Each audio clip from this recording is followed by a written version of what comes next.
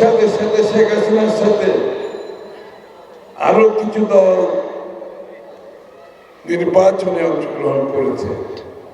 111-এ অনেক দল 111-এর সাথে তাল মিলিয়েছে, আপনারা জানেন এরা কারা।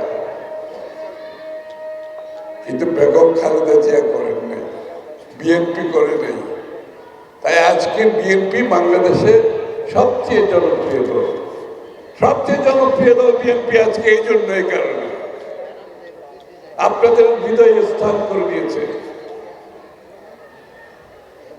আগামীর বাংলাদেশে যে স্বপ্ন তারেক রহমান সাহেব তুলে ধরেছেন, শহীদ প্রেসিডেন্ট জিয়াউর রহমান সাহেবের চিন্তায়, ভাবনায়, দর্শনে, পরবর্তীতে দেশনেত্রী বেগম খালেদা জিয়ার চিন্তায়, চেতনায়, দর্শনে, যে গণতন্ত্রের টর্চ, মশাল শহীদ প্রেসিডেন্ট জিয়াউর রহমান সাহেব বেগম জিয়াকে দিয়েছেন, বেগম জিয়া তারেক রহমানকে দিয়েছেন। এই মশাল, গণতন্ত্রের মশাল নিয়ে আজকে তারেক রহমান সাহেব এগিয়ে যাচ্ছেন, আমরা তার সাথে এগিয়ে যাচ্ছি।